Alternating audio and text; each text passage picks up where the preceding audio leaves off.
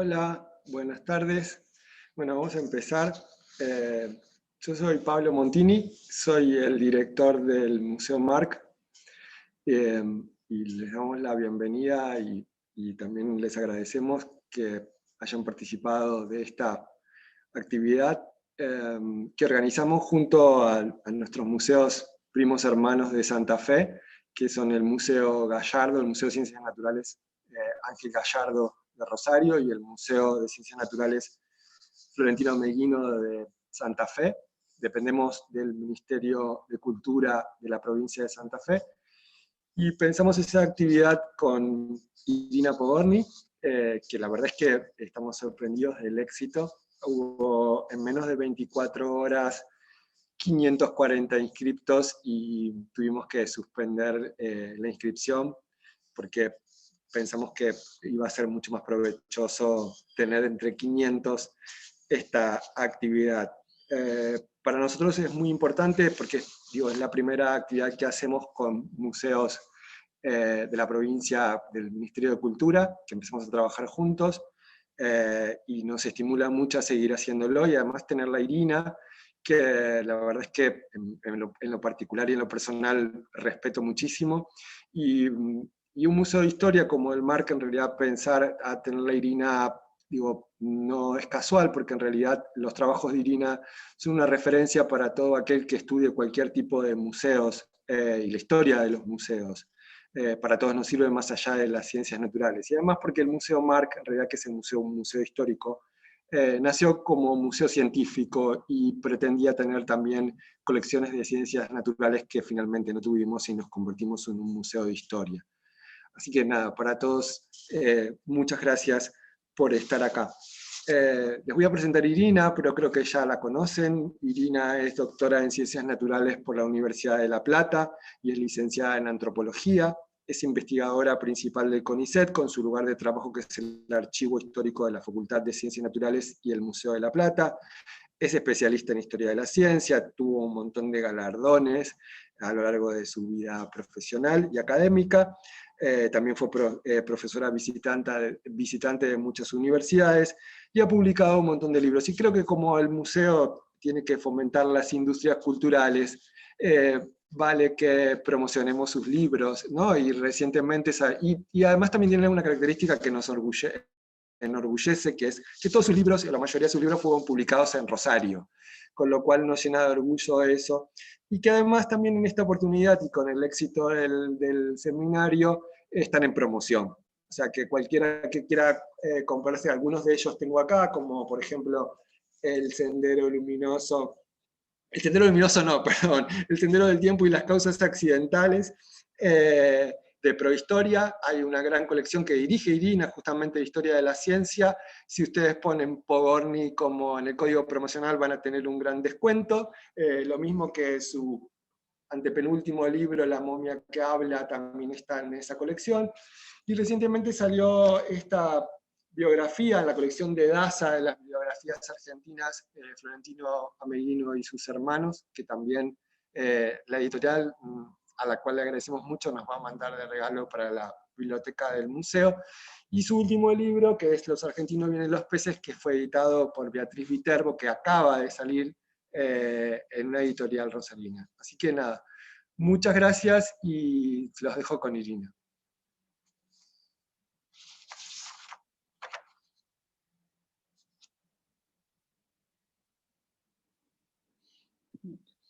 ¿Listo? ¿Ahora sí?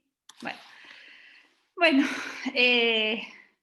buenas tardes. La verdad, no suelo ponerme nerviosa cuando doy una charla, pero esta convocatoria con tantos participantes inesperados, a pesar que no estemos cara a cara, me sorprende y me intranquiliza. Pero muchísimas gracias por haberse anotado, por estar acá, y muchísimas gracias al Museo Marc, al equipo que está haciendo posible esta transmisión. ¿Qué más decirles antes de empezar?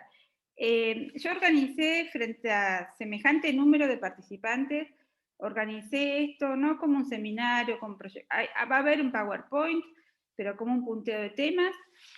No van a ser unas charlas de recorrido por la historia de ningún museo en particular, sino que organicé las charlas como un punteo de problemas y casi por un recorrido por la historia de mi investigación para, de alguna manera, explicarles qué es lo que me lleva a decir determinadas cosas en mis libros, en mis publicaciones, y por qué no digo otras. Yo eso se lo digo siempre a mis tesistas, a la gente de mi equipo. Yo tengo varias palabras prohibidas. Podríamos hacer un juego de cuáles son las palabras que nunca pronuncia Pogorni, pero, y que no dejo escribir a otros. La tiranía Pogorni tiene varias cosas censuradas, y en realidad es una recorrida por la tiranía Pogorni.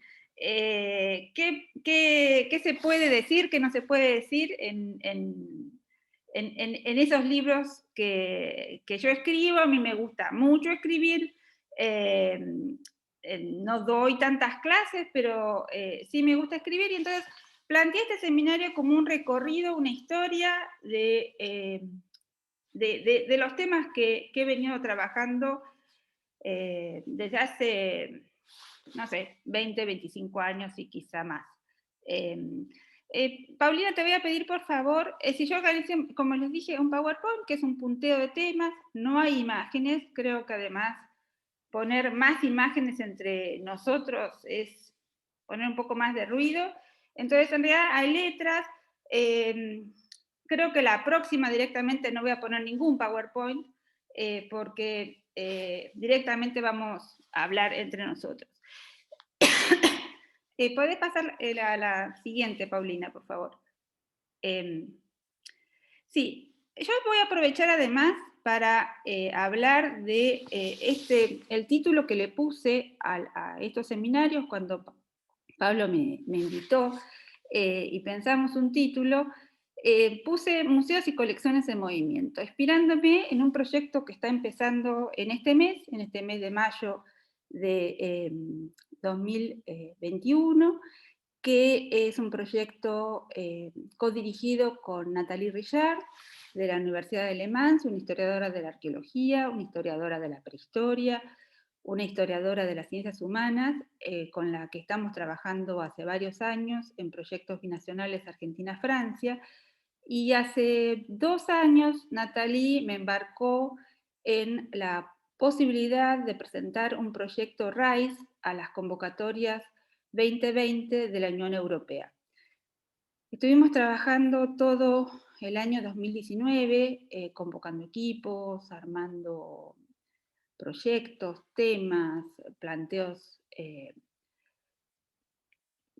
previos para organizar este megaproyecto que consiste en movilidad, en la movilidad de investigadores y personal de museos, que nosotros planteamos no un estudio de los museos capitalinos o metropolitanos, sino un estudio de esos pequeños museos de ciudades de provincia, pero no estudiarlos en su historia particular, en su lugar, sino mostrar cómo esos museos de provincia participan también de la red de intercambio de cosas, de objetos, de colecciones, de personas que conectan espacios diferentes, que conectan continentes. De ahí el nombre de SICOMOVE, colecciones científicas en movimiento, de ahí los 3 puntos, América del Sur, América del Norte, es decir, América del Norte me refiero a México, y Europa, y cómo se pueden seguir esas redes que están conectando museos provinciales, colecciones hechas en lugares impensados y que conectan lugares que aparentemente no estuvieron en relación o que uno no piensa que en algún momento pudieron estar intercambiando mariposas, antigüedades, fósiles. Por favor, Paulina, la siguiente.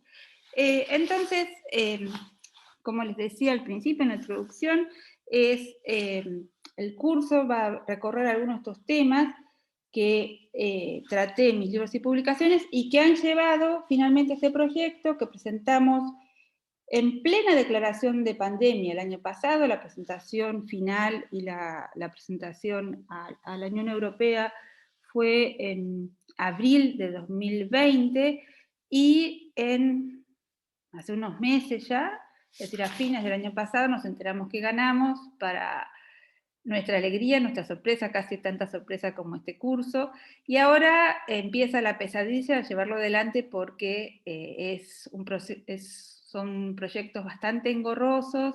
Somos 9 equipos, 50 investigadores que van a tener que viajar y que conectando esos espacios que habían estado conectándose en la historia. Uno de los presupuestos de este proyecto y uno de los presupuestos del trabajo de investigación que yo llevo a cabo, y al igual que los otros miembros de mi equipo, es que las personas juntan cosas, coleccionan cosas, pero las cosas también juntan personas. Es decir, cualquiera que haya sido filatelista o siga siendo filatelista o coleccionista de monedas, de lo que fuera, sabe que uno se dedica a coleccionar, pero que gracias a la colección se hace amigo de gente desconocida. Que a partir de su colección de estampillas empieza a conocer no solamente los países de donde vienen esas estampillas y se empieza a interesar por eso, sino también que empieza a tratar de conectarse con otros que comparten esas obsesiones. Se llaman estampillas, se llaman mariposas, se llaman antigüedades precolombinas o fósiles. Y que esas obsesiones generan una sociabilidad particular, generan publicaciones, generan adminículos y cosas o instrumentos especiales para juntar eso que uno le dedica tanto tiempo y tanta energía. No es una palabra que me guste mucho, casi suena a una de mis palabras prohibidas, pero la voy a usar. Pero básicamente estas cosas que uno colecciona generan, además de una sociabilidad, generan una cultura material ideal o apropiada para que esas cosas puedan seguir siendo coleccionadas y además intercambiadas. Se llamen plantas, se llame la cosa que sea objeto de la colección. Y en ese movimiento de juntar cosas, de juntar personas y de ir de aquí para allá, hay espacios que se conectan. Una de las cosas que nos interesan en este proyecto y que nos interesan en general, hablo en plural porque estoy hablando de varias personas involucradas, son espacios que no necesariamente son los espacios institucionales en los que normalmente pensamos que se realiza la ciencia. No estoy hablando solamente, por ejemplo, del Museo de la Plata o del museo o de los museos nacionales de la Argentina o del Museo Nacional de Río o del Museo de Historia Natural, el Museo Nacional de Historia Natural de París. Estoy hablando de esos pequeños museos surgidos del interés de un coleccionista que luego logró que ese lugar donde se lo donaran o donde él vivía o ella vivía se transformara en un espacio abierto a otro. Estoy hablando de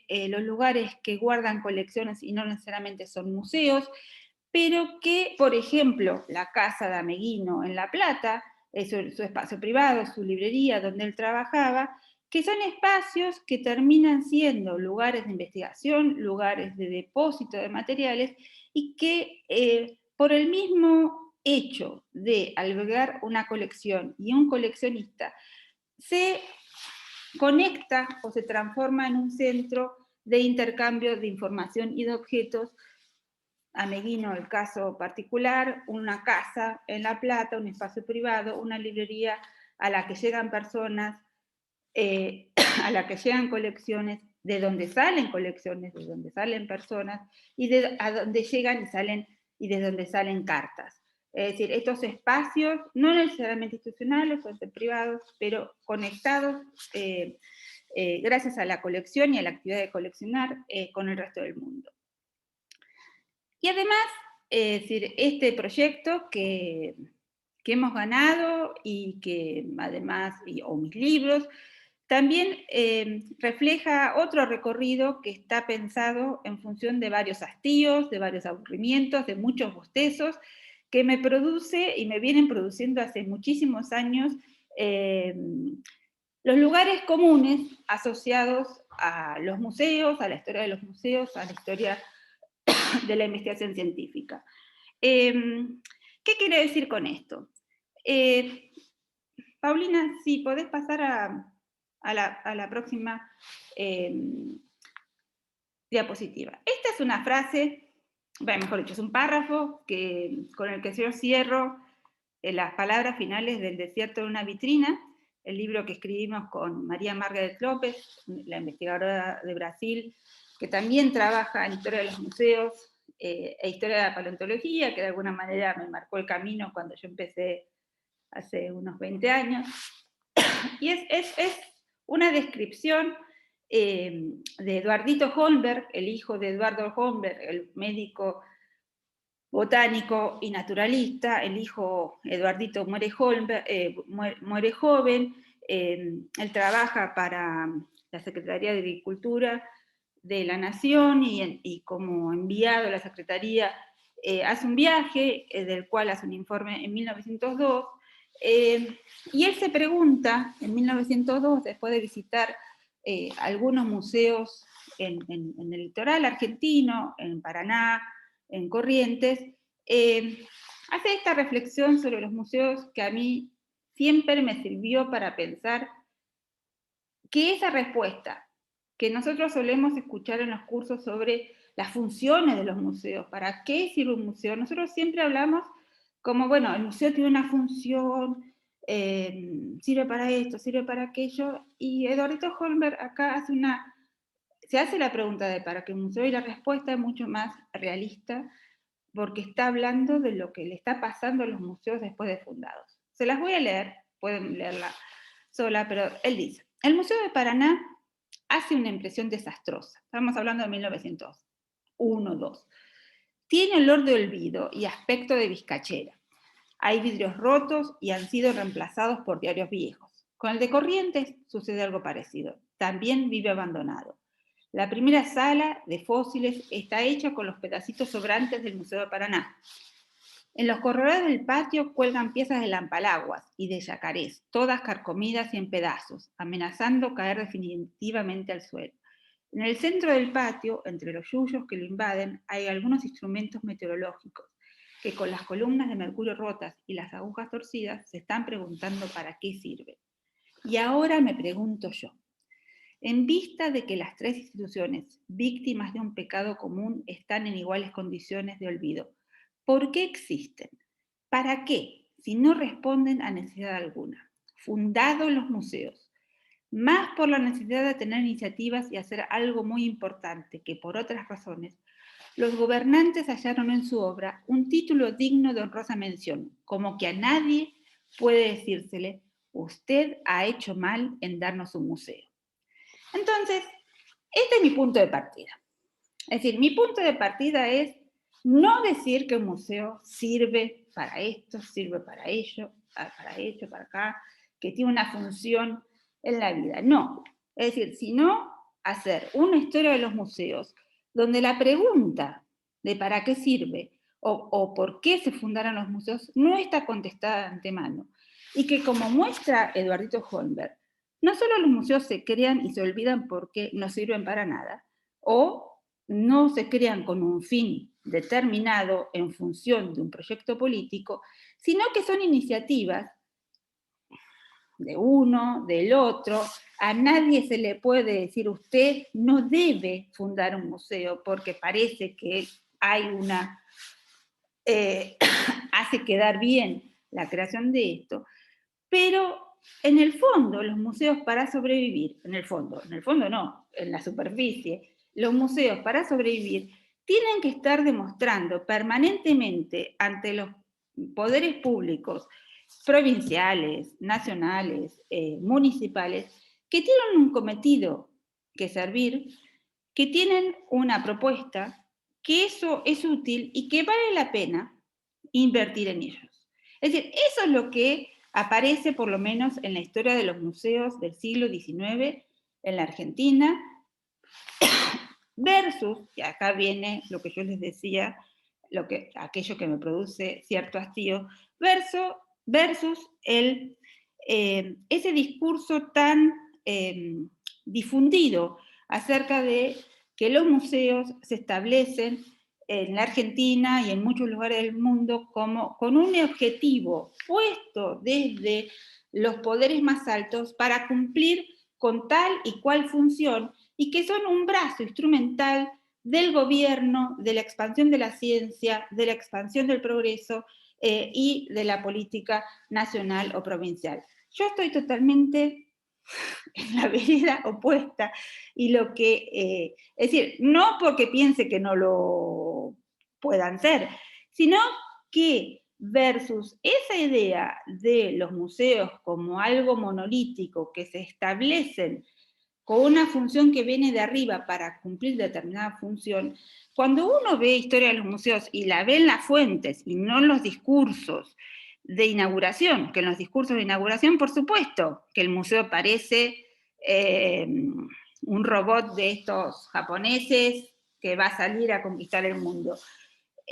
Pero cuando uno se va del acto de inauguración y ve el día a día, y ve que no hay presupuestos, y ve que no hay personal, y ve que a Meguino van al hermano a explorar la Patagonia, y cuando desembarca en Chubut, en Santa Cruz, las mulas prometidas no están y tienen que salir a pedir que alguien les preste una mula para llegar y explorar.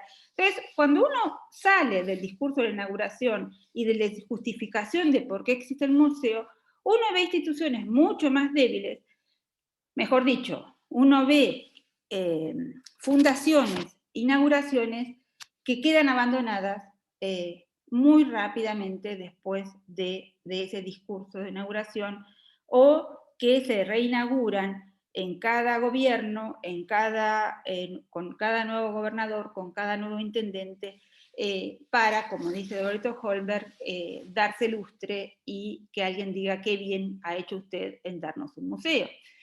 Pero que cambia la circunstancia política, cambia la alianza, cambia el señor que lo protegía a Sutano, y ese señor no está más como intendente, y adiós, el museo se queda huérfano, se queda sin presupuesto, y pasa lo que describe Holberg, que se queda no solo sin presupuesto, sino que se queda sin vidrios, y hay que salir a poner papeles de diario en la ventana para que por lo menos algunas piezas no se mojen cuando llueve. Paulina, ¿te puedo pedir la próxima? A ver. Entonces,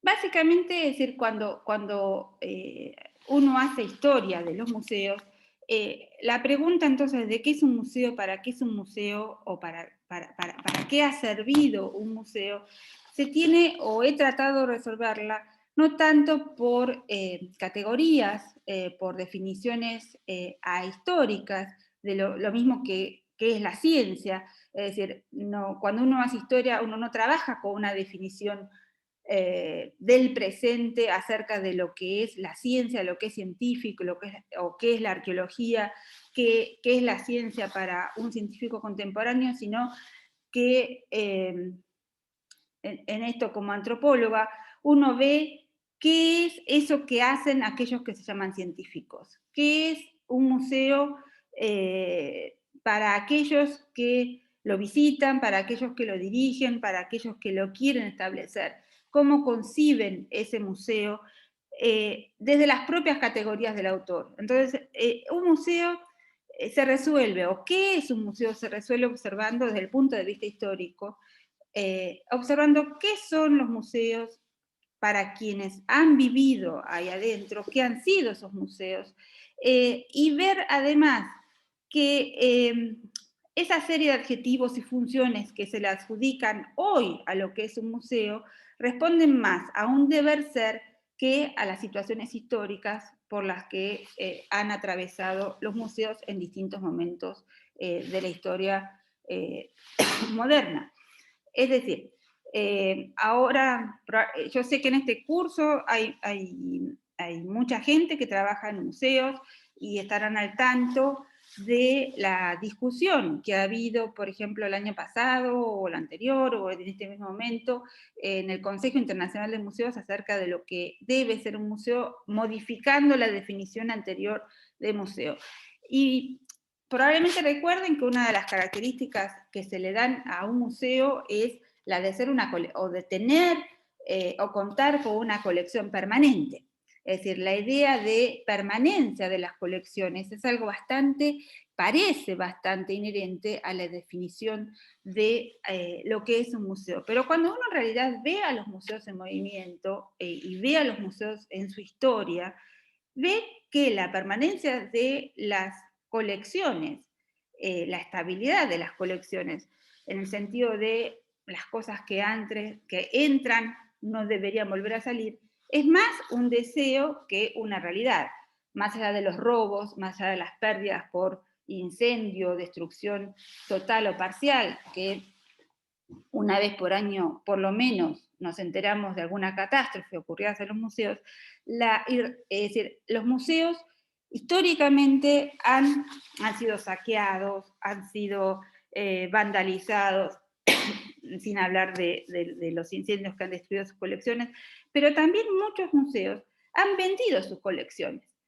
Han vendido sus colecciones porque no pueden seguir manteniéndose, porque cambian de orientación. Hoy, Pablo, no sé si es el caso del Museo Marc, yo no conozco la historia del Museo Marc tan profundamente, pero un museo que nace con una definición de lo que van a ser sus colecciones. Por ejemplo, el Museo Público de Buenos Aires, que nace como un museo que alberga de todo, se va restringiendo y va desprendiéndose de parte de sus colecciones que o van a depósito o van a formar el acervo de otra institución que va a especializarse en otra rama. Entonces, esta idea de que los museos tienen colecciones permanentes no responde a la historia de los museos, porque en un museo las cosas entran, pero también salen.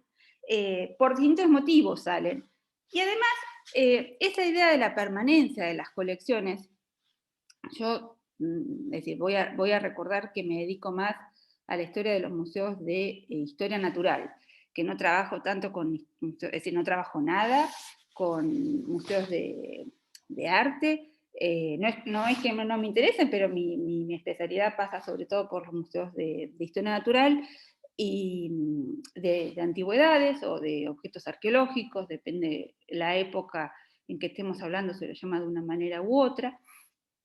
Entonces, la artificialidad de tener que conservar cosas que naturalmente se pudren, se descomponen, como es la materia viva, es decir, que se apolilla, que se pudre, que tiende a desaparecer. Conservar las cosas y hacer que una colección de plantas o animales sea algo permanente es un ejercicio para el que hay que empeñarse, para el que hay que invertir tiempo, dinero y luchar contra la tendencia natural que es que esas cosas se pudran, que esas cosas se apolillen, que esas cosas vuelvan al polvo de donde vinieron. Es decir, un pájaro embalsamado es la cosa más artificial del mundo y la idea que eso tiene que sobrevivir por generaciones es casi una ficción. Cuando uno visita colecciones como las del Museo del Museo Nacional de Historia Natural de París o cualquier museo que tenga una colección de más de 200 años, muestran los especímenes taxidermizados que tienen 200 años como una rareza. Es decir, esto ha logrado sobrevivir.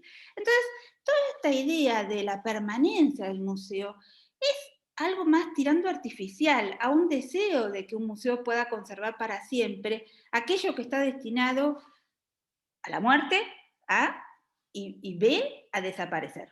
Es decir, a desaparecer y a transformarse en polvo.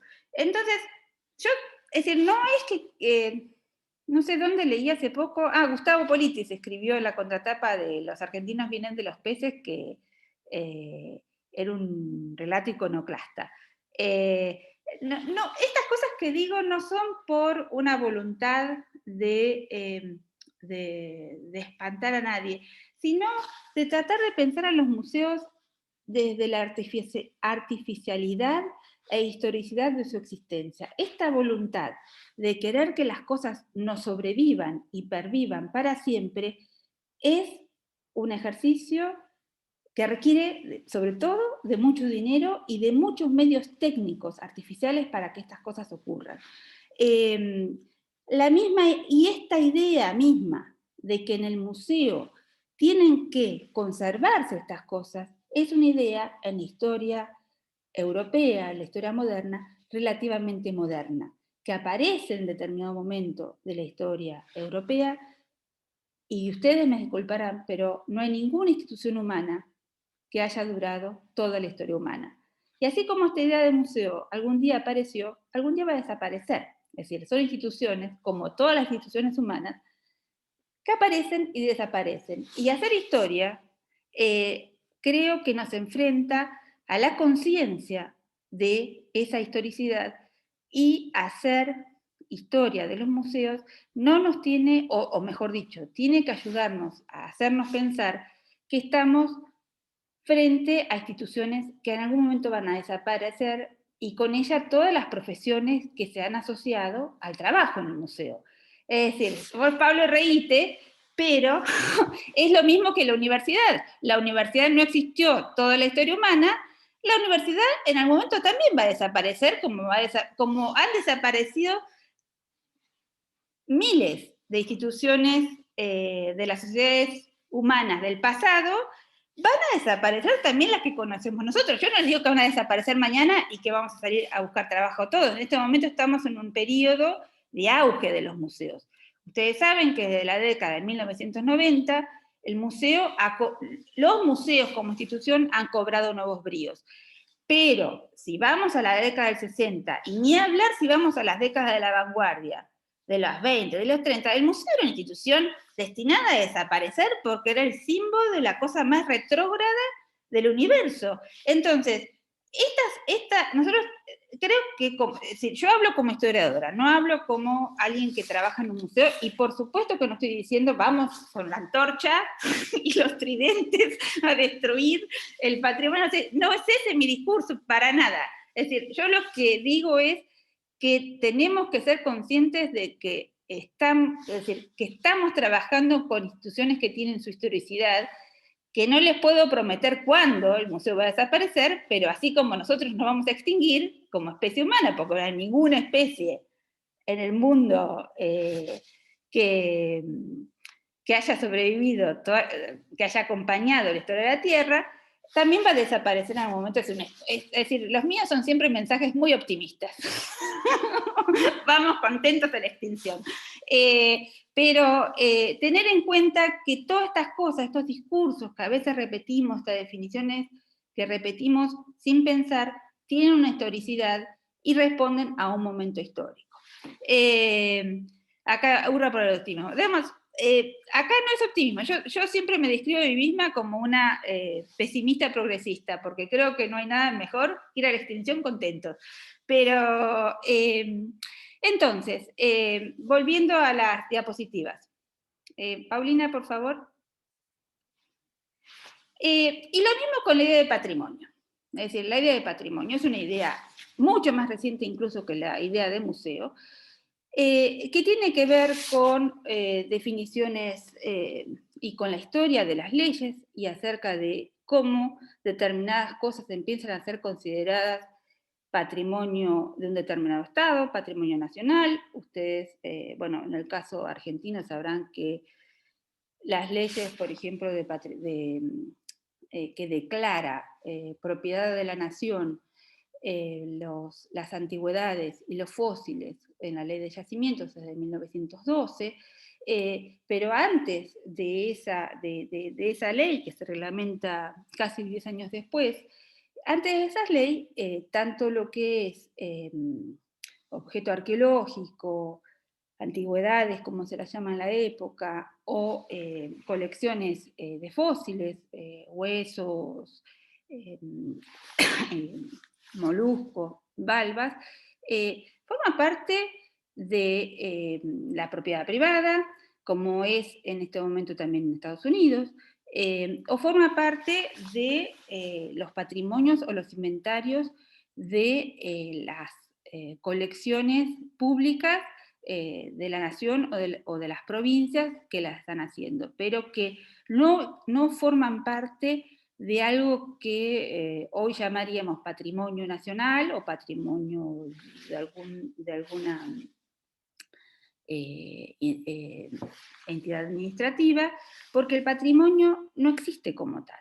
Entonces, volviendo a lo que decíamos antes, está la importancia de pensar las cosas en términos de su historia y en momentos de cuándo empiezan a existir determinadas categorías legales o científicas para que eso sea considerado como tal.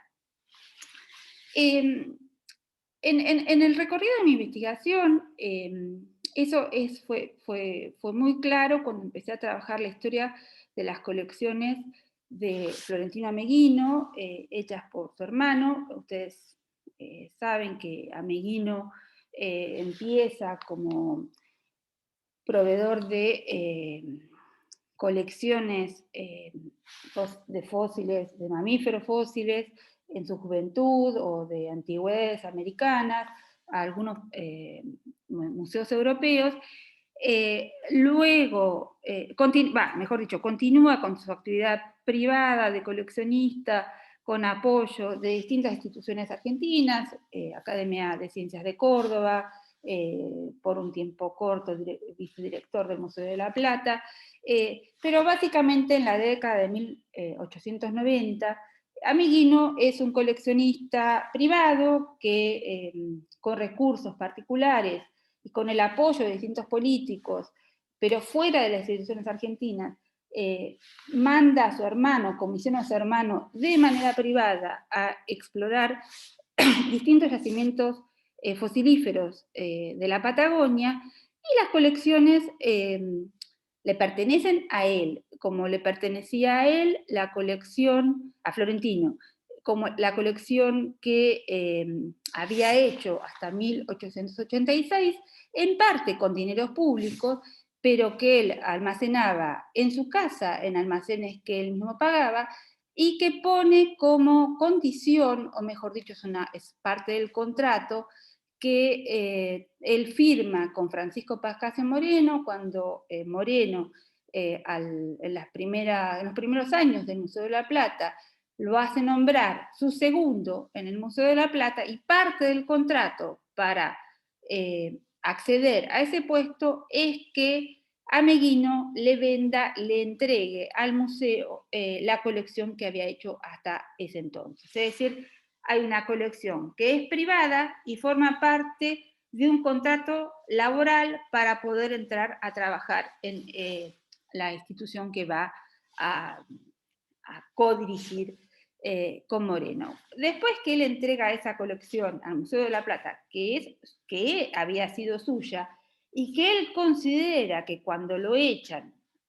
lo enajenan de la colección y él pierde el acceso a la colección, y él sigue considerando suya, a pesar que en esa relación laboral la había entregado, él rehace otra colección con otras cosas, porque la colección que hace en la década de 1890 es una colección de mamíferos y de vertebrados fósiles de la Patagonia, mientras que la que entrega al Museo de la Plata es sobre todo de fósiles de la llanura de la provincia de Buenos Aires. Esa colección va a seguir siendo suya hasta su muerte, a pesar que él muere en el cargo de director del Museo Nacional entre 1902 y 1911. Ameghino es director del Museo Nacional, establecido en la calle Perú, en la ciudad de Buenos Aires, que en el futuro va a ser lo que hoy se conoce como Museo Bernardino Rivadavia, pero él, a pesar de ser director del Museo Nacional de la Argentina, las colecciones que él tiene almacenadas en La Plata no dejan de formar parte de su propiedad, a tal punto que cuando muere le heredan los hermanos, Ameguino no tiene hijos, y son los hermanos los que van a vender la colección como parte de la herencia privada a la nación para que integre las colecciones del Museo Nacional. Quiere decir que estas colecciones, o estos fósiles, estas antigüedades, y todo lo que se hace con dinero privado, pero también pidiendo subsidios al Estado, porque Ameguino, muchas de estas expediciones, incluso las hizo con apoyo de subsidios que él obtenía del Estado, hay que pensarlas también como objetos que forman parte de relaciones comerciales, que forman parte de transacciones entre individuos que son parte de las instituciones, que están haciendo ciencia, pero que están haciendo ciencia en un marco totalmente distinto al que conocemos hoy. Una de las cosas que a mí me llamaba la atención y que también tienen que ver con estas cosas que les planteaba, con estos aspectos que le planteaba al principio acerca de cómo se fueron determinados tópicos o lugares comunes iban cayendo frente a la evidencia de cómo eran las cosas. Ameguino, como les dije hasta hace un momento, en 1890 era un coleccionista particular, que estaba buscando empleo en el Estado, pero que no lo conseguía, en parte porque se había peleado ya con varios y nadie lo quería tener cerca. Y en parte porque era un personaje un poco que no es que no hiciera sus movimientos con la política argentina, pero era un poco lento, porque cuando lograba el éxito ocurría lo que ocurre, o que ha ocurrido muchas veces en la política argentina, que es cuando estaba teniendo éxito e iba a obtener algo, ese gobernador, ese senador, ese ministro se moría, lo echaban, caía el gobierno. Entonces, toda la negociación para obtener determinadas cosas se terminaba en la nada, porque como se trata de transacciones privadas entre individuos, donde no hay un objetivo, donde el gobernador quiere tal cosa, sino que el gobernador le está haciendo un favor al amiguito de sutanito, que llegó y es una buena persona y que tiene una colección y que en realidad valdría la pena ayudarlo a tener un museo, como es toda una transacción casi premoderna entre un señor y otro señor, muerto el señor, muerto el señor, expulsado del gobierno, caído el presidente, se acabó la cosa. Ameguino le dedica la contribución al estudio de los mamíferos fósiles de 1889, se lo dedica a Juárez Selman, cae Juárez Selman.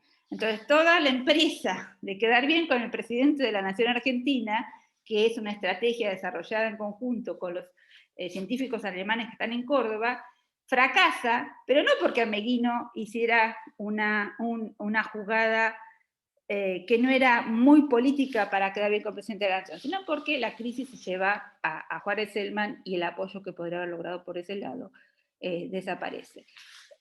Pero entonces, ¿qué se ve en la década de 1890? Que hay un museo provincial establecido en el Museo de La Plata, donde se invierte mucho, poco, pero se está construyendo un gran museo, monumento ya establecido, ya inaugurado en La Plata. Hay un Museo Nacional que depende directamente del ministro de Instrucción Pública de la Nación, a 2 cuadras de la Casa de Gobierno. Hay otros museos públicos financiados por distintas instituciones, pero el presidente de la Nación o los ministros, cuando encuentran un fósil o alguien les manda un fósil de regalo de las de los territorios nacionales o de las provincias argentinas, en vez de dárselo a los museos financiados por los recursos de la nación, se lo regalan a Florentino Meguino, que no deja de ser un coleccionista privado de fósiles, por más que podamos decir que sí, que era muy famoso, ¿no? Pero no le dan los fósiles a los museos que se financian de la nación, se lo dan a un coleccionista privado.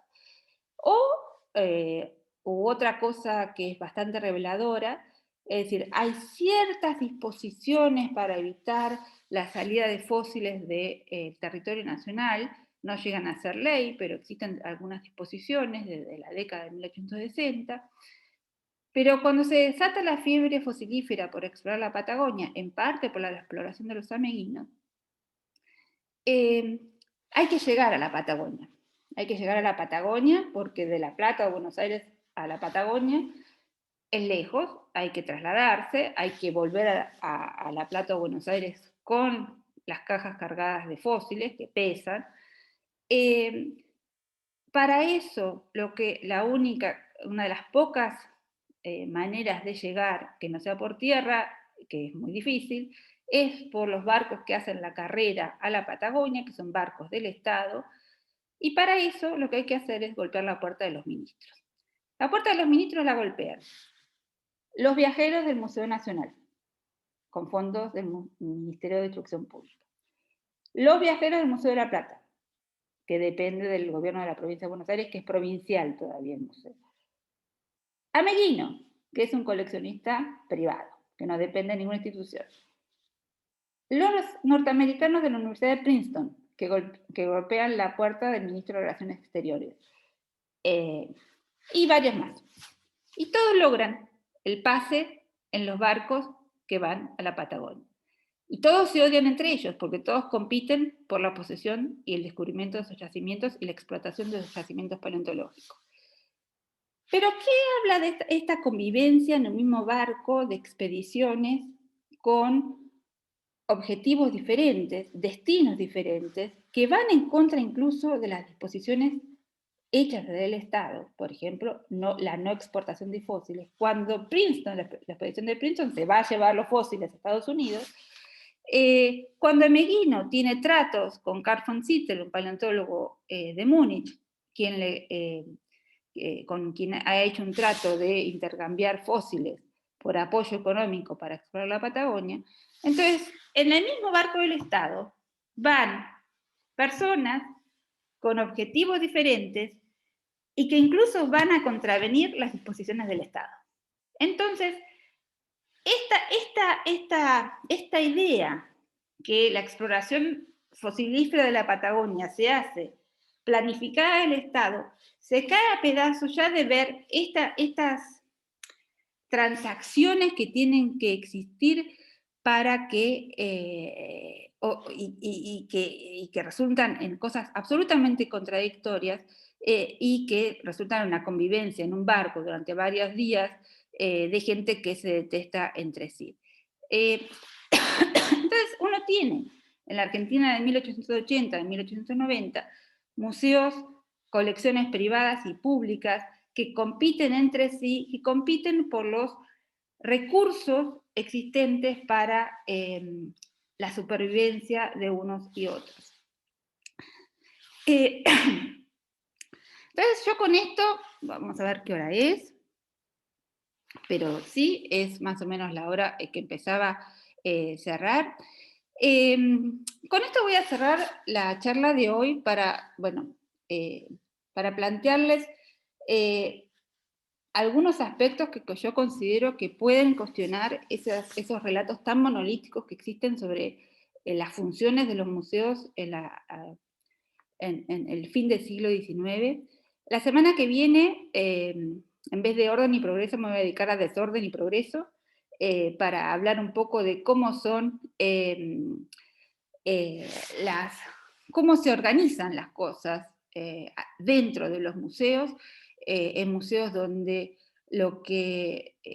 hay objetos y faltan personas que trabajen, falta un cuerpo burocrático que pueda poner orden a esas cosas, y vamos a hablar de los dispositivos y de los problemas que se inventan a fines del siglo XIX, principios del siglo XX, para que los museos que son vividos por muchos científicos, y voy a citar a Flinders Petrie, la semana que viene hablaremos un poco más de él, que es un egiptólogo inglés, que habla de los museos como fantásticos osarios de pruebas asesinadas.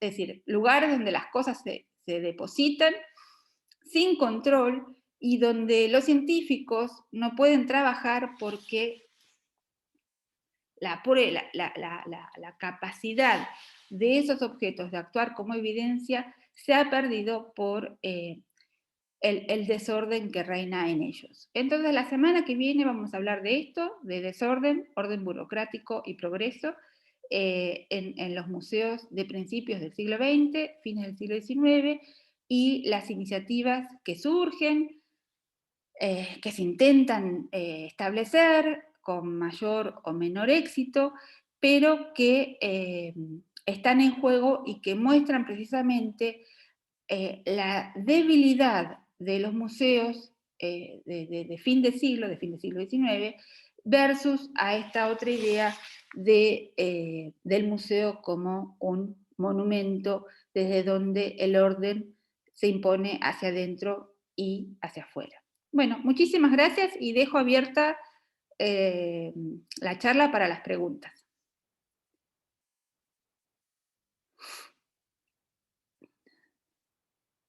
Bueno, Paulina, ¿lo manejas vos? Sí, está abierto, pueden ir dejando preguntas en el chat, estuvieron dejando algunas. Hay muchos comentarios. Muchos comentarios, tal cual.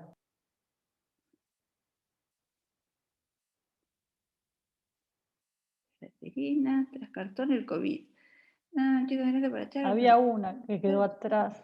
Acá hay una que voy a leer yo. Dale. Cecilia Marcantonio, se la leo también, no sé si pueden abrir el micrófono y hacerlo. En respecto a la permanencia de las colecciones, en relación a eso, ¿qué piensas sobre el área de documentación como la actividad que puede hacer posible esa permanencia sin objeto? Bueno, Paulina, una pregunta. Cuando, por ejemplo, Pablo lee la pregunta, ¿vos querés que desconecte el micrófono o no pasa nada? No hace falta, no pasa nada. No, de eso vamos a hablar la semana que viene, porque precisamente, o contrariamente a la idea de que lo que importa en los museos son los objetos, lo que importa en los museos es la documentación, el orden burocrático. Es decir, yo soy una fanática de la burocracia. Creo que es decir, yo parezco loca, digo todo lo que todos se dicen, la burocracia, qué espanto. No, la burocracia es la gran invención, es decir, es lo que permite la modernidad. Sin burocracia no hay modernidad, que es el gobierno a través del papel, es la transformación es decir, lo que hoy creemos que es tan revolucionario, que es la aparición de lo digital, pero en realidad la transformación del objeto en papel es la gran transformación de la modernidad y lo que hace posible todo lo que hemos vivido, bueno, yo no lo viví, pero porque tan vieja no soy, pero desde siglo XV hasta ahora, es decir, el archivo, el papel, la posibilidad de gobernar a distancia a través del papel, es decir, que la autoridad, me van a decir que tiene que ver el rey con el museo, pero que la posibilidad de gobernar no sea por la presencia del rey en el lugar, sino por un papel que dice cómo hay que hacer las cosas y el orden que tienen que ser esas cosas, es la gran innovación de la modernidad y es lo que van a rescatar estos señores y señoras que a principios del siglo XX están tratando de hacer del museo una institución moderna donde las cosas no se pierdan y que puedan quedar registradas y que puedan ser vueltas a encontrar gracias a una burocracia que se hace cargo que esas cosas existan en el papel y puedan moverse de verdad gracias a unas coordenadas que es su pasaje al papel. Entonces, la documentación es precisamente el gran instrumento del museo, no tanto el objeto, no tanto la colección, sino que esa colección esté registrada y de alguna manera trasplantada a otro tipo de registro, a otro tipo de sustrato, que pueden ser planos, fotografías, fichas. Es decir, cuando uno ve las discusiones de los museos del principio del siglo XX, lo que ve es invención de fichas, invención de tarjetas, invención de sistemas de inventario, cómo saber dónde están las cosas, es decir, lo mismo que la biblioteca, y en eso con qué comparte, es decir, si aquí hay gente de archivos y bibliotecas, saben que es un problema común, que es cómo hacer que esa cosa, esa institución, ese espacio que acumula cosas, pueda ser navegable. Porque si un museo lleno de cosas, un archivo lleno de papeles, una biblioteca llena de libros, no sirve de nada si no hay coordenadas para moverse en esos objetos y volver a recuperarlos. Entonces, ¿cuál es el problema de los museos de fines del siglo XIX? La falta de empleados, de secretarios que hagan esta tarea burocrática de inscribir los objetos que entran en el museo en un registro, que se haga un inventario. Es decir, un museo sin inventario no es un museo. Es decir, ya di toda la clase la semana que viene, chao, adiós. Pero es decir, la semana que viene vamos a hablar de estos dispositivos que hacen del museo, o que podrían haber hecho del museo una institución donde las cosas estén ordenadas. Pero cuando hablo de desorden, no hablo del desorden de que esta botella está arriba de esto. Le da igual cómo está. Mientras haya en un lugar que está escrito, uno va a encontrar el celular arriba de la botella. Y que además, que eso esté escrito y que pueda ser accedido por cualquiera. Que esa lectura la pueda entender cualquiera. Porque el asunto es, puede haber un bibliotecario, puede haber un curador, que sepa dónde están las cosas en su cabeza. Pero lo importante es que no estén en la cabeza de alguien. No es que haya alguien que tenga que saber dónde están todas las cosas que hay en el museo, sino que esté en un papel que cualquiera pueda utilizar, aun cuando el bibliotecario, el archivero, el comisario se muera. Perdón que hable otra vez del fin, pero todos somos caducos. Irina, verdad que hay un montón de preguntas. Entonces, vamos por... Analía Lantieri creo que quería hacer una pregunta. Sí. Analía es la directora del Museo de la Plata. Ah, ok. Ella quería hacer una pregunta. Sí, Irina, muy linda la charla. Yo pienso, es una reflexión que daría para mucho más, ¿no? Creo que cuando los museos son centros de investigación, tienen una dinámica que se renueva constantemente. Yo creo que los museos están haciendo muchísimo para no perecer, para transformarse, como la materia y la energía, ¿no? Nosotros, por ejemplo, hoy tenemos separio de hongos y de algas, y son tan importantes para la generación de conocimientos y de tecnología, como esos hongos que están en unos sobrecitos de papel y que algún día probablemente van a perecer. Pero que esos hongos se están escaneando y que hemos comprado y ya tenemos en la institución muchos escáneres 3D para tratar de escanear todo, y yo en otros museos del mundo, en Japón, en Estados Unidos, he visto anexo a los museos esos grandes locales con varios freezer a -80 que ahora tanto se necesitarían para algún tipo de vacunas, simplemente para las colecciones de material genético. Y esos escáneres que además no solo recuperan la forma externa, sino que hacen un corte sagital y hacen que se pueda ver el interior de los organismos, ¿no?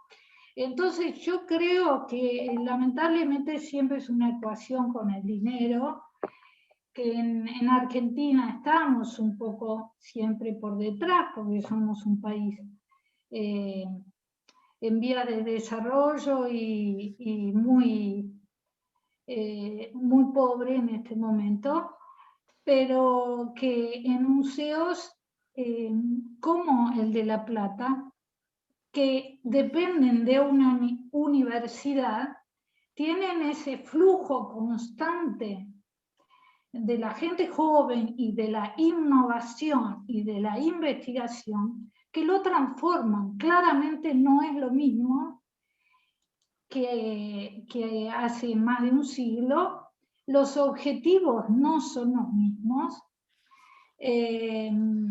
Y que en la medida que se renueve, va a ser un espacio que va a ser diferente, pero en ese sentido creo que soy más optimista, va a ser diferente, pero va a tener un sentido nuevo. Sí, sí. Es decir, hay una cuestión, gracias Analía, hay una cuestión que yo hablé poco acá, pero es decir, una de las definiciones de museo asocia por completo la definición a la posibilidad de investigar, ¿no? Es decir, los museos como centros también de investigación. Lo que yo quiero decir es que eso pasa en muchos museos, pero en otros muchos museos no. Y la pregunta que yo me hago como historiadora es si eso le quita a esos lugares que a pesar de todo quieren tener el nombre de museo, le quitan el derecho a ser llamados museos. Es decir, si uno ve en la historia que es un museo puede ser muchas cosas, y no todos hacen investigación. Yo creo que lo ideal es la investigación. Además hay otra cosa de lo que dicen allí, indudablemente la investigación científica, las instituciones científicas y las prácticas científicas son por definición cambiantes. Es decir, yo siempre insisto con los historiadores que si hay alguien que tiene conciencia de la inestabilidad de los objetos científicos, son los mismos científicos. Los científicos que practican la ciencia saben que trabajan con objetos inestables y tienen hasta más conciencia de ello que los historiadores.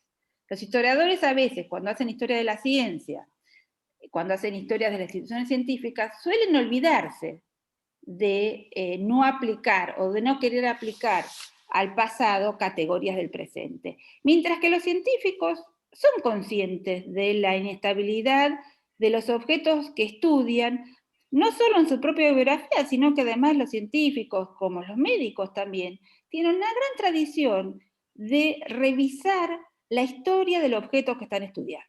Es decir, y esa tendencia de los geólogos, de los paleontólogos, de los médicos, de empezar con estudios históricos o de dedicarse a la historia, también tiene que ver con prácticas que les hace pensar el objeto que están estudiando hoy en función de una historia que tiene. Entonces, a veces uno piensa, a veces tienen más conciencia histórica los científicos practicantes que los historiadores que hacen historia de esos objetos.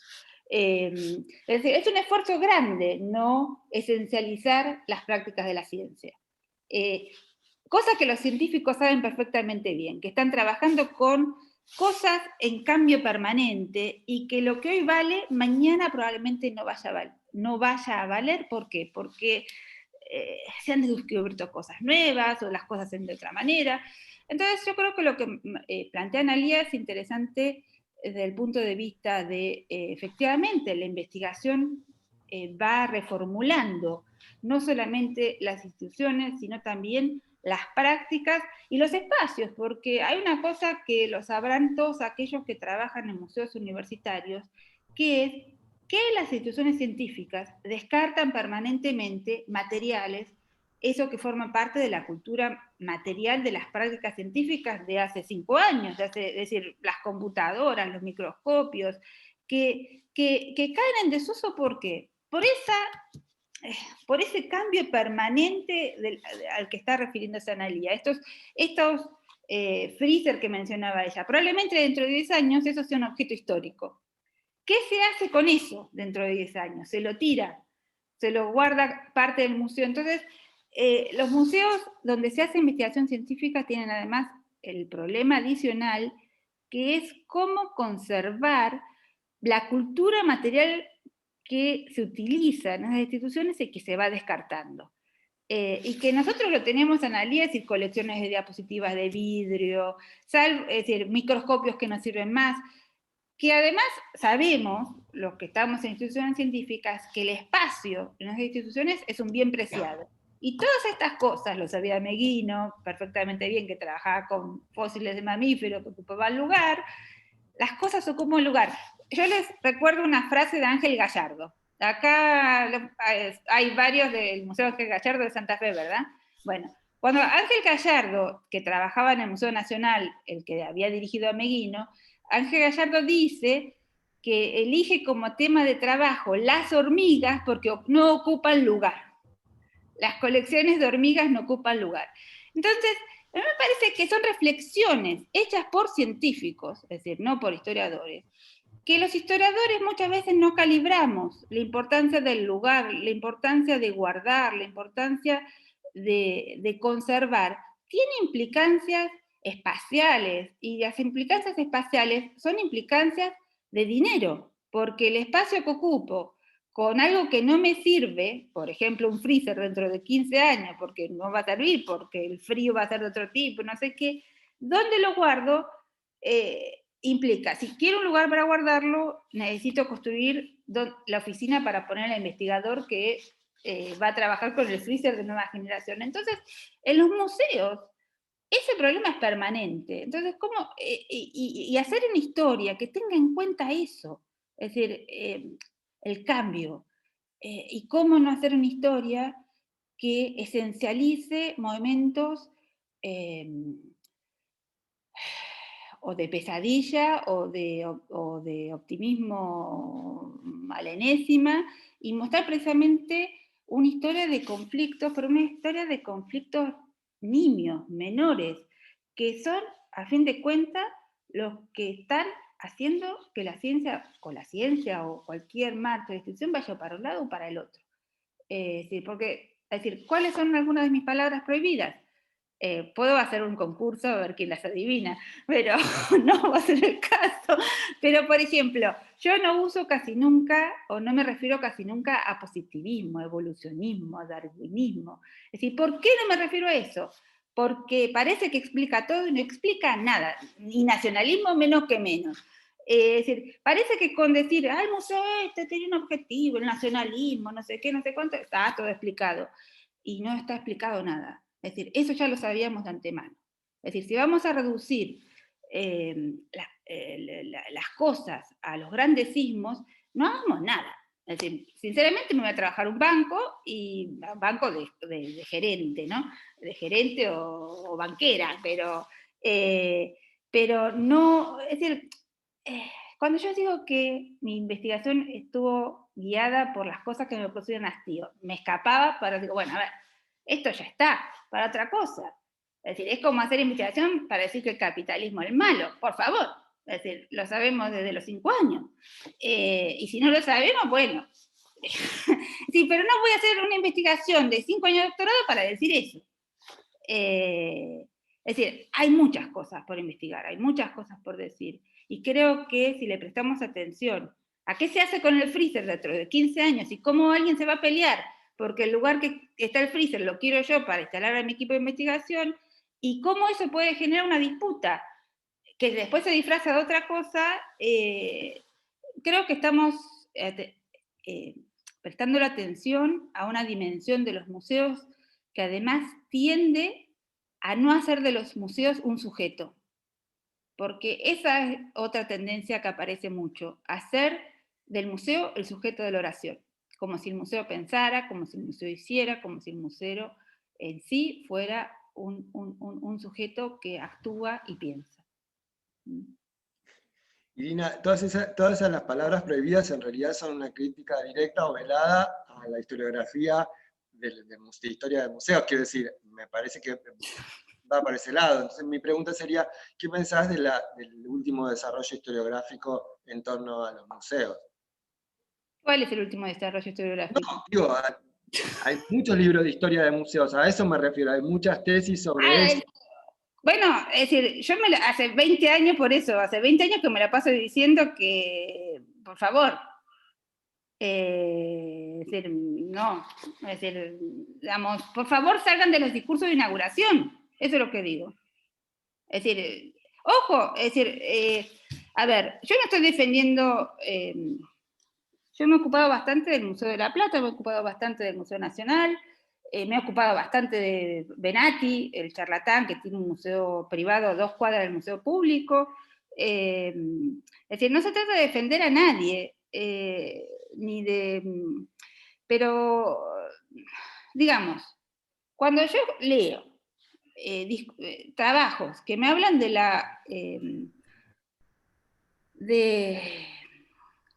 de esta capacidad de los museos para hacer cosas, conquistar el espacio, describir la nación, y veo que los museos no tienen personal para hacer un inventario.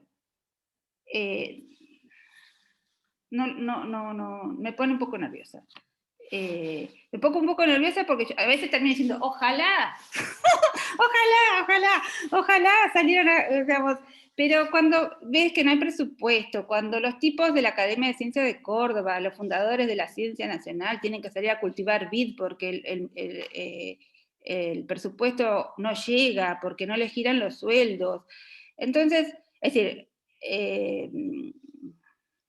perdón, pero ¿de qué estamos hablando? Es decir, ¿de qué estamos hablando cuando no hay un plan que articula a los museos con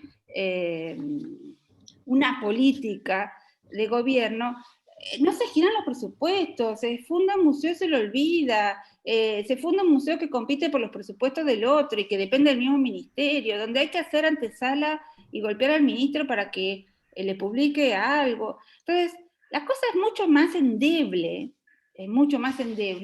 que esa lectura monolítica y simplona y que ha creado una vulgata, transforma a los museos en galerías del progreso. Pero por favor, si el Museo de la Plata cada 3 años tiene que estar redefiniendo la función que tiene porque no le giran los fondos, porque cada gobernador que llega se pregunta, ¿y esto para qué sirve?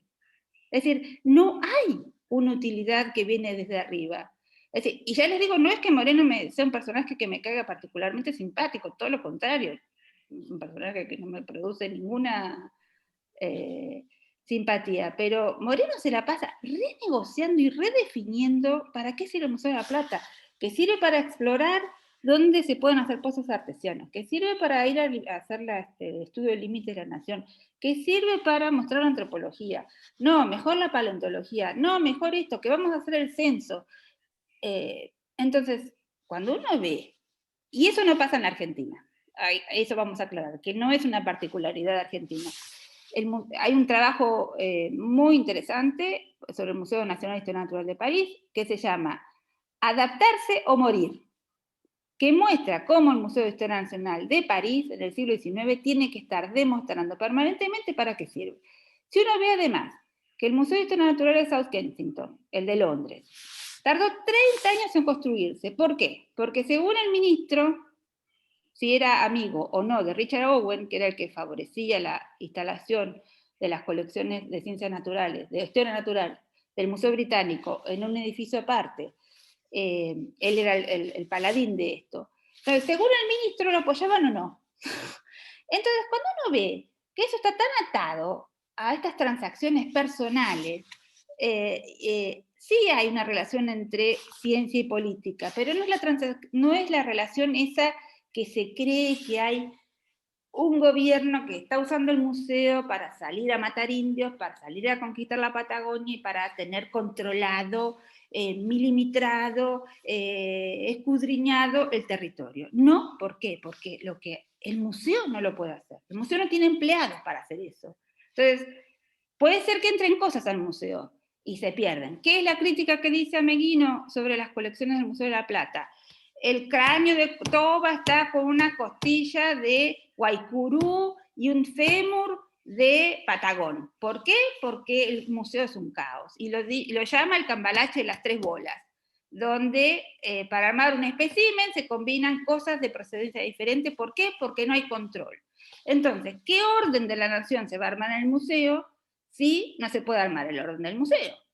Entonces, eso es lo que yo digo, que no que pensemos con una lógica de sentido común, que no es a lo que estoy abogando, sino de una lógica de historiador y prestar atención a las fuentes y a las realidades de nuestros países, de nuestros contextos y nuestras instituciones, y no vivir en una torre de cristal creyendo que las cosas son como algún libro dijo que fueran.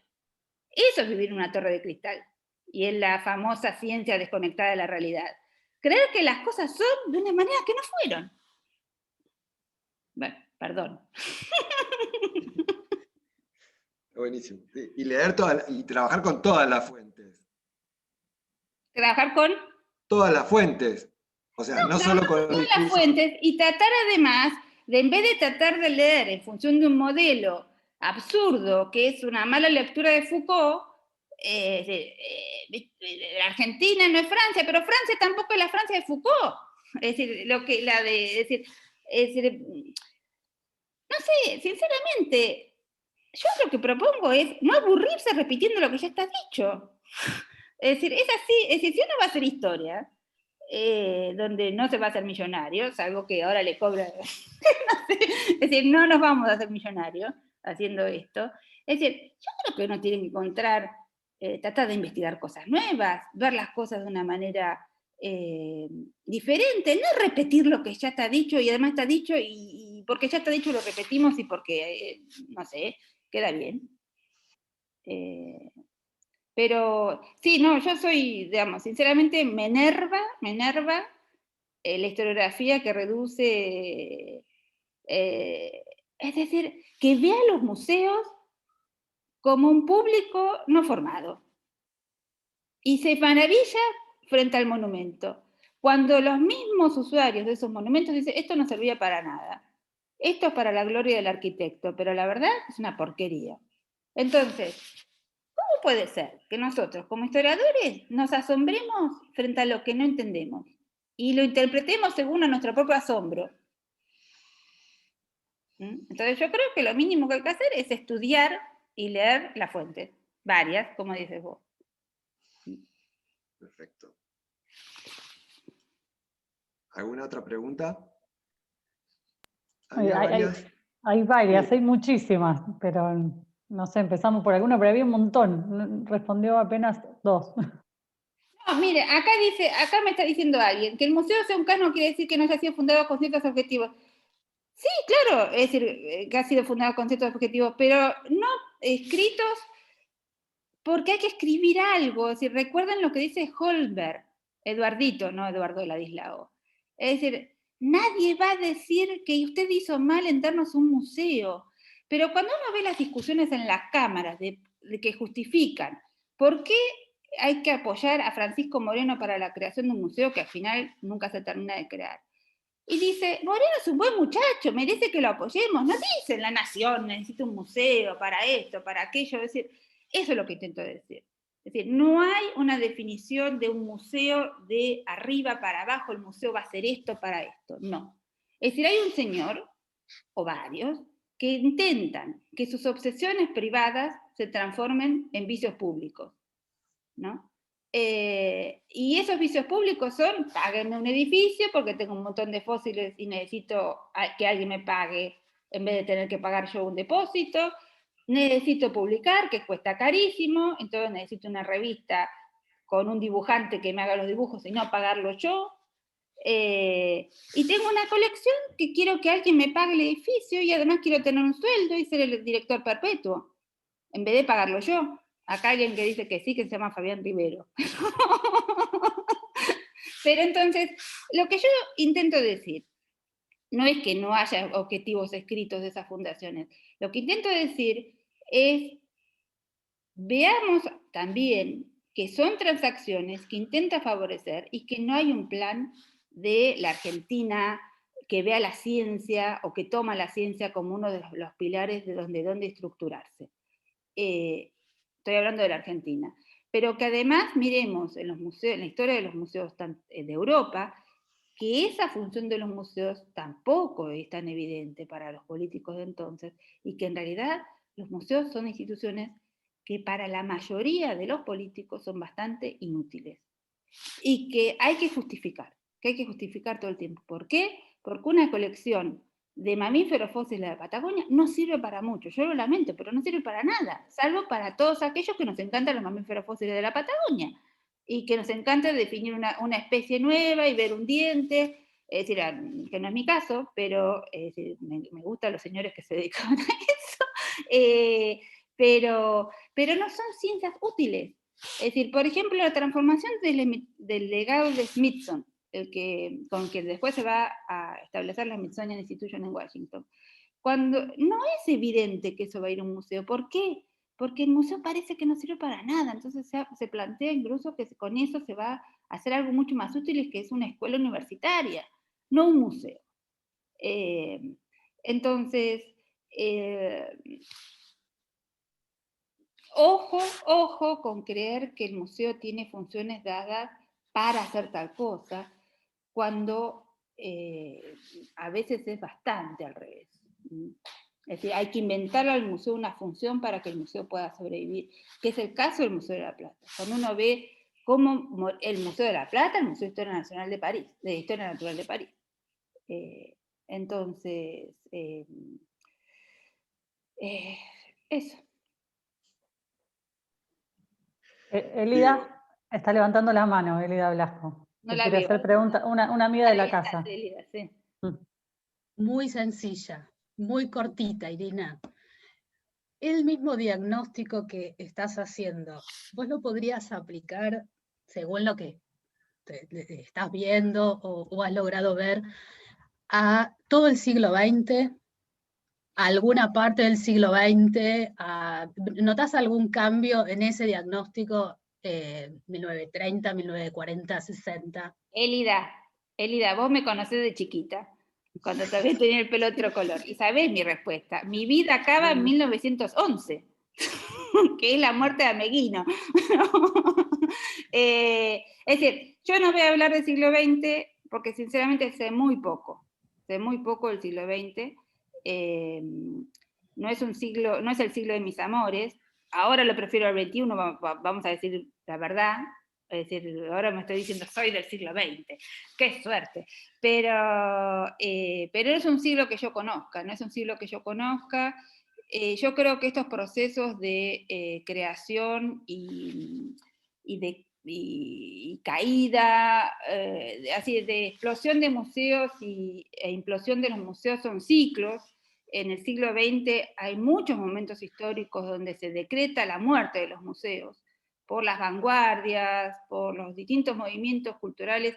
No puedo hablar con mucha precisión porque no soy una experta en el siglo XX y hablo más como usuaria del siglo XX. Pero para quienes éramos chicos en la década del 70, sabemos que los museos no eran instituciones con mucho prestigio. Se creaban, pero este boom de los museos contemporáneos es un boom que empieza en la década de 1990 y que es la que estudió Andreas Hüsen en las culturas de la memoria, pero digamos, nosotros estamos viviendo en un momento donde los museos tienen un boom extraordinario y que además tienen un boom como dadores de empleo, es decir, cuánta gente es empleada de algún museo, se especializa en algo relacionado con el cuidado de los museos, y además han cobrado, no voy a decir en la Argentina porque no es el caso, pero en el mundo en general, un papel muy importante en las industrias culturales y como atractivo turístico. Entonces, como los museos tienen mucha visibilidad, tienen además, es decir, la bibliografía que ha aparecido a partir de 1990 sobre los museos, que ahora, que digamos, hubo un boom en los 90 y hay un nuevo boom en los últimos 10 años de bibliografía sobre los museos. Pero entonces hay mucho movimiento de producción alrededor del museo que va a durar, pero probablemente también, es decir, yo insisto, es decir, no hay nada que dure para siempre. Pero con esto no estoy decretando la muerte, es decir, insisto, no estoy decretando la muerte ni deseo la desaparición de los museos. Simplemente es un recordatorio de las circunstancias históricas, pero no hay tranquilidad en la historia de los museos, no hay una línea que vaya así o que vaya así, en algún momento va a ir así, sí, pero no, es decir, un país bastante diferente en su relación con los museos es México. Si uno hace una historia de los museos en México, probablemente cuente tu historia, pero no en el 19.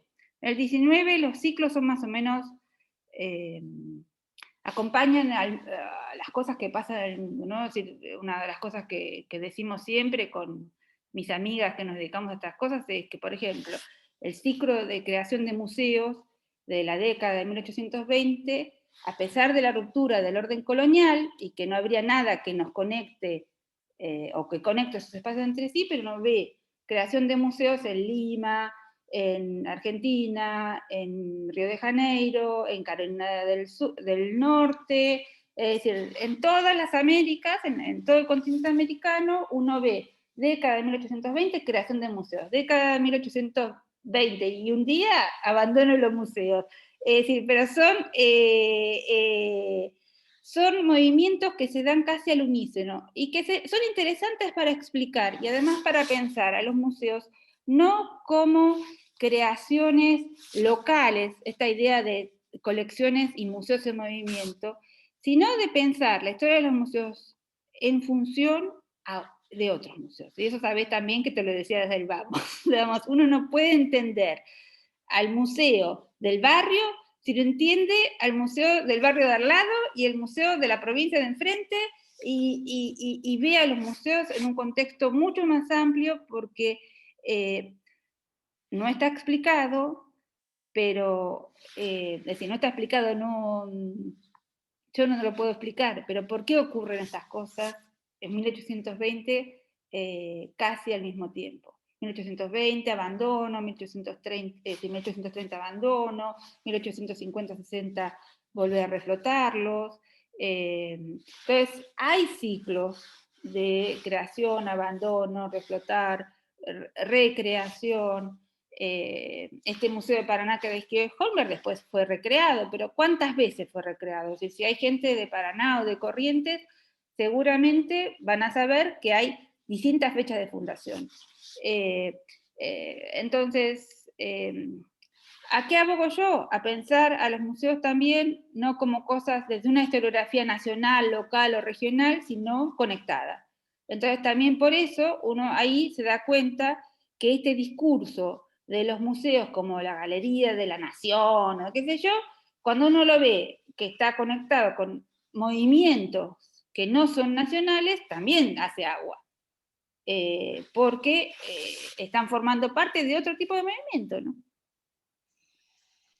Sí, también pensaba que digo, no hacemos historia de los fracasos. O sea, yo sí, yo hago solamente historia de los fracasos. Vos sí, un poco más, pero las ciencias naturales, pero no. Hago historia de la Argentina. Un poco de los fracasos, de los museos que fracasaron, ¿no? De hecho, en Rosario el primer museo que se crea supuestamente en el siglo XIX es un museo de ciencias naturales de Saboyat Durán, que duró nada, pero solo lo sabemos porque lo había en un expediente, pero en realidad nadie se puso a investigar sobre eso porque no existe, porque no tiene colección, porque no sé, porque no. Entonces hay como muchos pasos en los que no comprendemos los fracasos tampoco, ¿no? Siempre creemos... bueno, lo que yo abogo precisamente es una historia de lo que desaparece. Entonces, si hacemos una historia que está basada en lo que sobrevivió, y desde esa idea de la permanencia, nos olvidamos de historiar o de historizar aquello que fracasó. Y en realidad, la historia de los museos, y la historia, es decir, en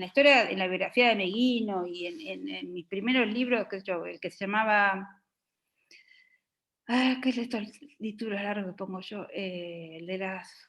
Marina, ¿te acordás? Lo de la gente sin animada. El argentino despertar. El argentino despertar, que es chiquitito así, con letra muy chiquitita. Sí. No había dinero. Sí. El argentino despertar de las faunas y las gentes prehistóricas. Entonces, lo que uno ve ahí es la cantidad de fracasos de iniciativas que no se llevan a cabo. La creación de un museo en Santa Fe, que le prometan a Meguino. Es decir, uno estudiando la historia de Ameguino, es una historia de los distintos fracasos, no de Ameguino, sino de Argentina. Bueno, yo me río, ¿qué se le va a hacer? Pero entonces, o si no, la otra cosa, que es conectar los fracasos, olvidarse del fracaso, y hacer una historia más larga de lo que tiene que ser. Por ejemplo, museo público. Hay una iniciativa en 1812 que no funciona, es decir, que es una circular, mándenos a la provincia de Buenos Aires, a la provincia de Buenos Aires, a la ciudad de Buenos Aires, muestras de cosas raras de sus regiones del interior del país.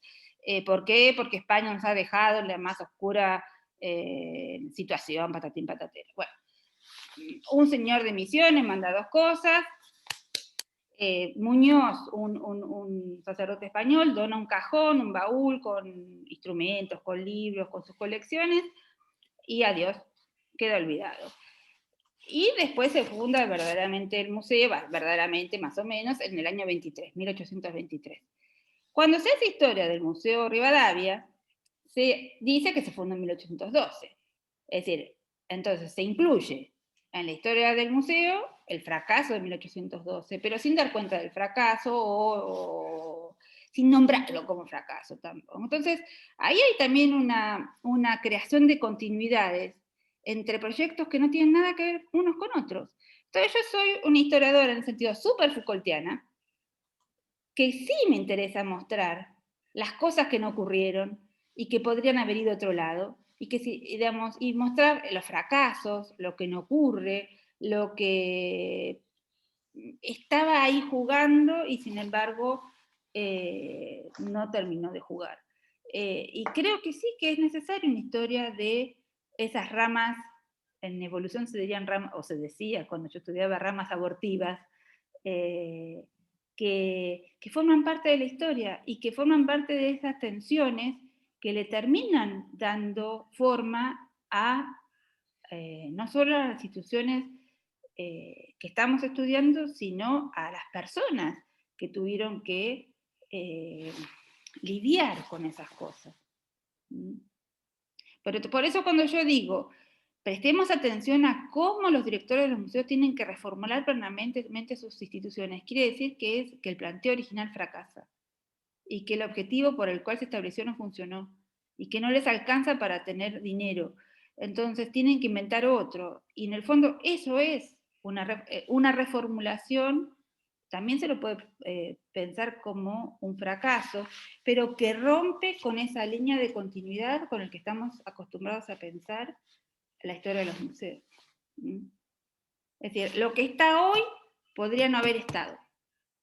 Y eso me parece que es una consigna que en mi trabajo yo trato de tener siempre en cuenta.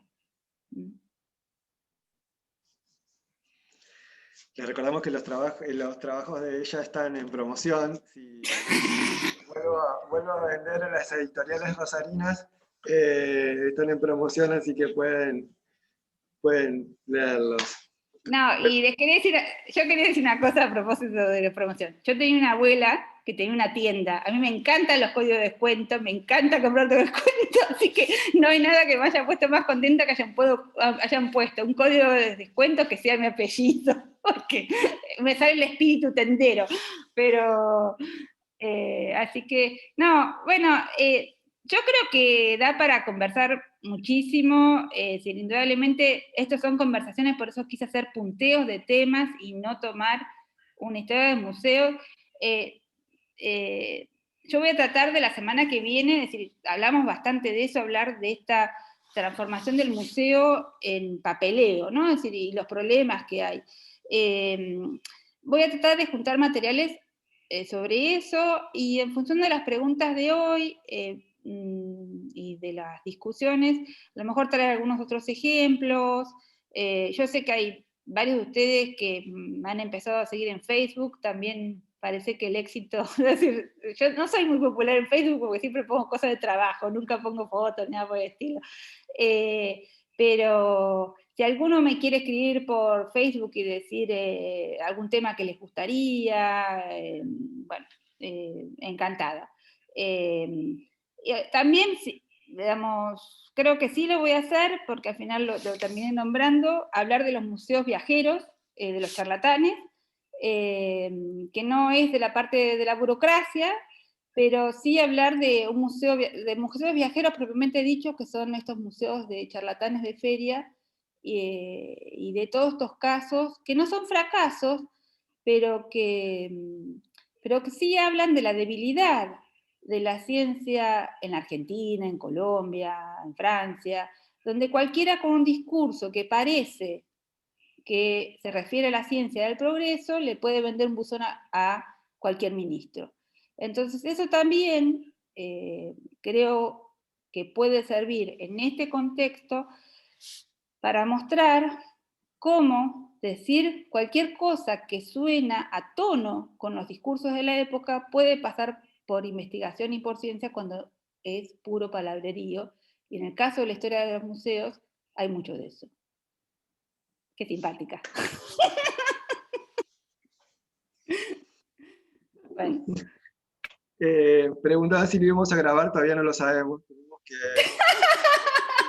todas las cosas que Irina pasa por la censura de Irina y después será publicado. Así que igual nosotros siempre nos tomamos un tiempo para subirlo a YouTube. Tenemos un canal de YouTube y aprovecho para invitarlos a que se hagan amigos de nuestras redes sociales, tanto Facebook como Instagram. Votamos más por el Instagram nosotros, pero nos gustaría que nos sigan a partir de ahí para un montón de actividades que tenemos pensadas hacer durante este año. Así que nada, por hoy nos despedimos y nos vemos el miércoles que viene. Muchas gracias a todos y sobre todo a Irina, gracias. Bueno, gracias a todos y bueno, yo no hablo inclusivo, les aviso. Así que los espero la semana que viene. Adiós. Chao, gracias, chao.